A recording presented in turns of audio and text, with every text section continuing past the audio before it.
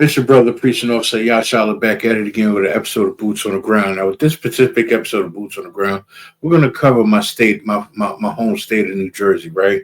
And we're going to cover different aspects in New Jersey. We're going to show the good parts, the bad parts. It's almost like that movie, The Good, the Bad, and the Ugly. Stay tuned. If you see the street name in New Jersey, keep driving. Here are 5 of the most notoriously dangerous streets and neighborhoods in all of New Jersey, starting with Stuyvesant Avenue in Trenton, a hotspot for gun violence and drug raids. Local news outlets have called it one of the most dangerous corridors in the city. If your GPS takes you this way, reroute. Next is Clinton Avenue in Newark. Running through the heart of Newark's South Ward, Clinton Avenue has been a magnet for violent crime for years. Shootings, drug raids, and gang activity are not uncommon here. And even locals will tell you to avoid it after dark if you're not from there. Next up is 10th Avenue in Patterson. Tucked inside the 4th Ward, this street's had years of open-air drug markets, drive-bys, and police stings. Even city officials have called this area a war zone in interviews. At number 2, we've got Mount Ephraim Avenue in Camden. Camden used to be the murder capital of America, and Mount Ephraim was right at the center of it. Drug corners, gang activity, and abandoned buildings. Even police used to avoid patrolling certain blocks at night. Rounding out the list is Martin Luther King Jr. Drive in Jersey City. MLK Drive has long had a reputation for shootings, robberies, and gang turf wars. Even with gentrification hitting nearby areas, this street's stayed rough for decades. What are some other spots in Jersey that outsiders should avoid? Where the mafia used to dispose of, let's call it, their victims. First, you knew this one was coming. The Meadowlands, specifically, the marshy wetlands around the old Giants Stadium. Anytime someone disappeared in the 70s or 80s, the joke was always, check the Meadowlands. The area was surrounded by construction, trucking yards, and landfills, all industries with heavy mob ties. Jimmy Hoffa's name has come up here too, and while nothing's ever been found, people are still looking. Next up is the Pine Barrens in South Jersey. The Pine Barrens is over 1 million acres of dense woods and sandy trails, perfect for making things disappear. Mobsters from North Jersey and Philly reportedly use this area to dispose of their victims, taking advantage of its vast, uninhabited landscape.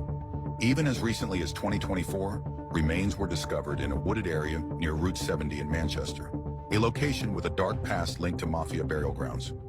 Our next location. Running through North Jersey, the Hackensack River has long been associated with organized crime. Its industrial surroundings and murky waters made it an ideal dumping ground. The river's proximity to mob-controlled areas in Jersey City and Newark added to its notoriety. And finally, the PJP landfill in Jersey City was a notorious dumping ground for both toxic waste and, allegedly, bodies. A deathbed confession in 2020 claimed that Teamsters boss Jimmy Hoffa was buried here in a steel drum. The FBI conducted a site survey in 2021, but no remains were found. Today, the area has been transformed into Skyway Park. These are not scenes from a movie. This is real-life business. These streets still hold stories darker than any script. First is the hit on Billy Mann on October 16, 1980, in a hotel parking lot in Elizabeth.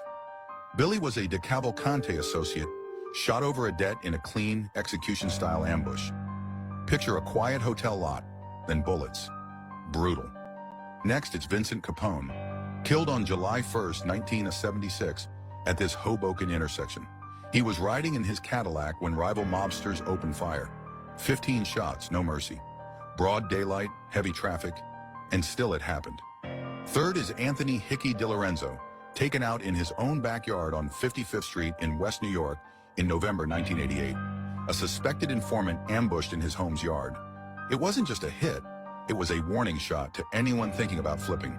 Fourth, we've got Louis Fat Lou Larasso, murdered on January 14, 1991, in a garbage-strewn lot in Elizabeth.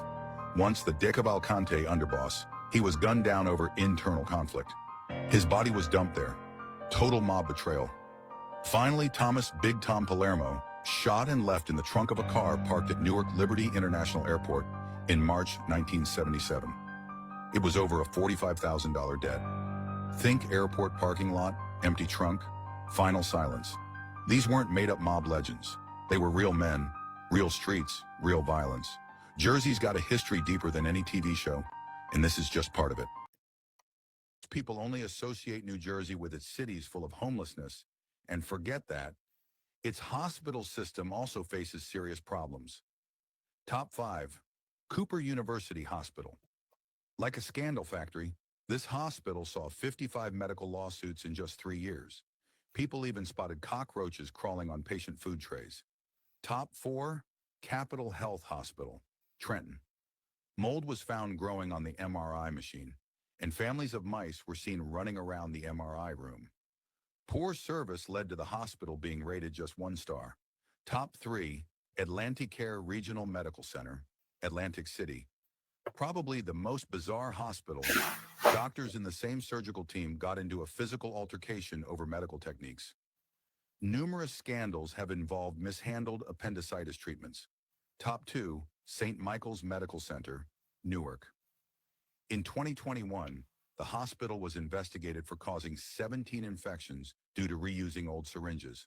The nursing staff was distracted and unprofessional during labor and delivery cases. Top 1. The most scandalous of them all in New Jersey. Medical waste scattered everywhere. Rats and cockroaches roaming freely through hospital hallways.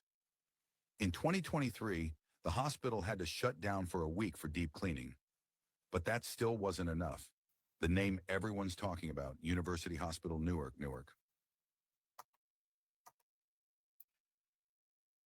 Now, don't get me wrong, Israel. Like the state of New Jersey is a very unique place.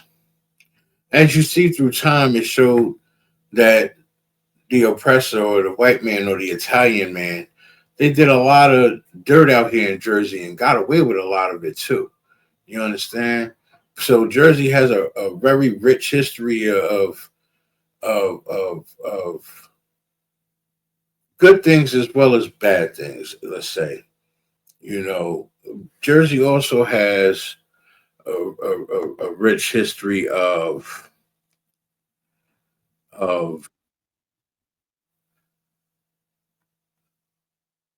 not just violence. You understand? Jersey has a history of good things as well. You know what I'm saying? But in the book, if we go to the book of Psalms, right, chapter 82, verse 3, it says, defend the poor and fatherless, do justice to the afflicted and needy. Meaning we're put in the slums and barrios of the most worst places in any city, any state across this world.